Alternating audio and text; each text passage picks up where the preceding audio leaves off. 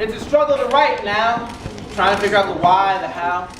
I guess it all starts way back when I began to separate I was from I am. When I was 18, I had all the hope and esteem that someone at 18 should have, full of dreams and ambitions, on a quest to find that sacred truth. Now I see the world through a telescopic eye, a shell with electrons passing 80 years at a time. I approach the world a passive observer, seeing the eyes behind rationalist fervor, into the soul where reason can only be empathized, not explained. From insanity to mutual understanding, teaching and learning at the same time he started from the bottom and worked his way up, touching internal parts of himself never known before, social, physical, mental, spiritual. I once found the jailer's keys to freedom and success, and with that knowing I was shown power for the very first time, and with that power I wanted to know why. Why are things the way they are? And so I began my 3-year investigation to live life with the fullest sensation that the world could offer and I could embrace.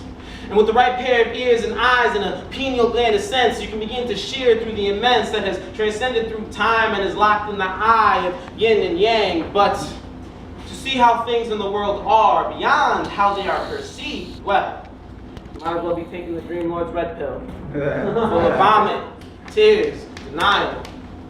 I constantly jumped political ships to find the small quips of wisdom that each had to offer. When I reached the destination of finding my first why, I find you can't argue politics, a derivative of philosophy. If you put Karl Marx, Adam Smith, Ayn Rand, Charles Darwin, Plato, and Genghis Khan in the same room, who's going to admit that their kind of thinking is wrong? How long before war drums beat for revolution and we cower in awesome feet of the drone? Arrogance and ego are the blind side of righteousness, yet I've seen a socialist tell a homeless man, no, you are not one of us. And the doomsday prepper would rather watch the world burn than be wrong. And when I found this answer, I took the findings and found distance from who I was. And maybe all those religions I saw with such similar visions could forgive as easy as they claim. Maybe there could be more room for compassion instead of hate. Maybe we could work together with the earth instead of over her. I speak Spanish, you speak Mandarin, he speaks Arabic, and she speaks Hindi. But if we all said mom, doesn't it mean and sound the same thing?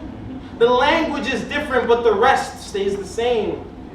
And when I found this answer, I took the findings and found distance from who I was. And working on farmlands with my bare hands, oh, how that tore me from parts of my suburban youth.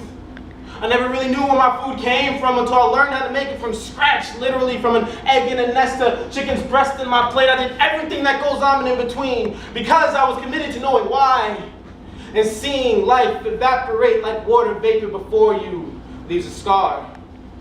You might be able to leave it alone, but every once in a while the itch reminds you of who you really are. When I found this answer, I took the findings and found distance from who I was. And being a good person or a nice guy doesn't help with love or love-being when you're in your early 20s. The nice get stepped on and the dicks get stepped too. I don't need your sympathy, it's okay really. I've done both. It never ceases to amaze me how easy it is to court affection by manifesting a lie than to just be yourself, because professions of truth and love to the stars above, it leaves an arctic breeze in your bones and a hollow space in your heart, since those words you cast into empty space you thought she could make whole with honesty. How and why can that kind of thinking and feeling be wrong? And when I found this answer, I took the findings, found distance from who I was. At that moment, I stopped walking, I stopped asking, I paused. I finally had enough hindsight to see the distance traveled from who I was to who I am. And when I was 18, I had a dream then of what it might feel like to be a man, but now at 21, I separate I was from I am. I'm with a new kind of vision, not necessarily one of passion or ambition, but of cold, calculated progression like the architect from the Matrix, manufacturing life's perfect equation. Now I think I know why I see jade in the eyes of people when I ride the bus or train. I never knew the fast lane and zombies had jade all the same. Same jade I see when I look at the mirror from time to time. When I'm 24, I pray things will be different. I hope that this indifference is merely just a shell shock of information overload that time will change. I dream that who I am now is not who I will become. I pray.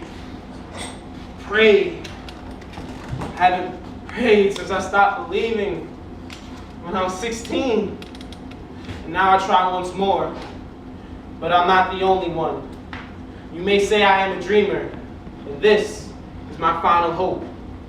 I said, but I'm not the only one. You may say I am a dreamer, and this is my final hope.